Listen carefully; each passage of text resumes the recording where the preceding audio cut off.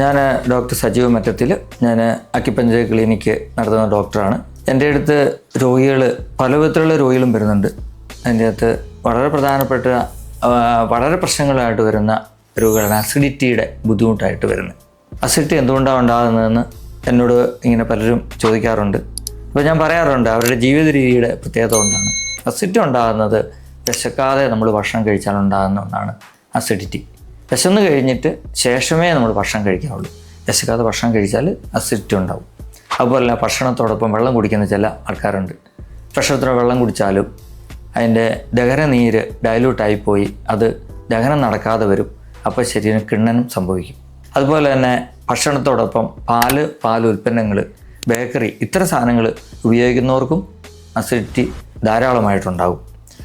ഈ അസിഡിറ്റിയെ സംബന്ധിച്ചിടത്തോളം ഈ അസിഡിറ്റി ശരീരത്തിൽ നിന്ന് പുറത്ത് കളയുന്നതിന് നമ്മുടെ ശരീരം ഒത്തിരി ക്രമങ്ങൾ ചെയ്യുന്നുണ്ട്. പക്ഷെ അത് നമുക്കറിയത്തില്ലാതെ നമ്മൾ ഈ അസിഡിറ്റിയെ മാത്രം നമ്മൾ ധ്രുവപ്പെടുത്താൻ നോക്കിയാൽ ശരിക്കും പറഞ്ഞാൽ അത് നടക്കുന്നതല്ല.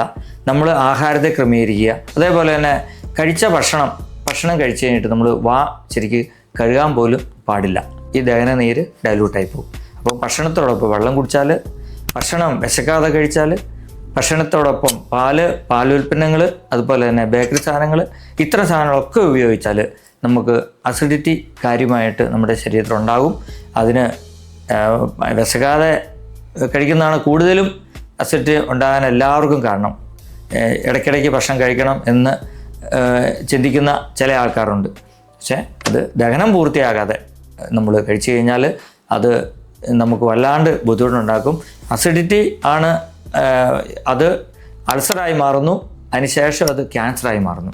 അതുപോലെ തന്നെ നമ്മൾ ഉദാഹരണം പറയുകയാണെങ്കിൽ അതിന് ഉദാഹരണമായിട്ട് നമ്മൾ പട്ടികളൊക്കെ നമ്മുടെ വീട്ടിൽ വളർത്തുമ്പോൾ നമ്മൾ പട്ടിക്കുള്ള തീറ്റ നമ്മളൊരു പാത്രത്തിൽ കൊടുക്കാറുണ്ട്, ഇല്ലേ? നമ്മൾ പട്ടിക്ക് ഒരു പാത്രം കൊടുത്തു കഴിഞ്ഞാൽ ആ പാത്രത്തിൽ തന്നെ വീണ്ടും കഴുകാതെ നമ്മൾ ഭക്ഷണം കൊടുത്തു കഴിഞ്ഞാൽ ആ പാത്രം തുളഞ്ഞു പോകുന്നതായിട്ട് നമുക്ക് മനസ്സിലാക്കാൻ പറ്റും, ഇല്ലേ? നിങ്ങൾ ശ്രദ്ധിച്ചാൽ മനസ്സിലാവും.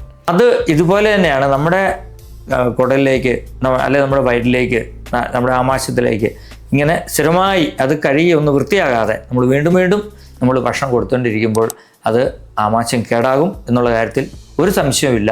അങ്ങനെയാണ് നമ്മുടെ അസിഡിറ്റി നമുക്ക് അത് അസിഡിറ്റി മാറി അത് മറ്റൊന്നായിട്ട് ക്യാൻസർ പോലുള്ള രോഗത്തിലേക്ക് എത്തുക.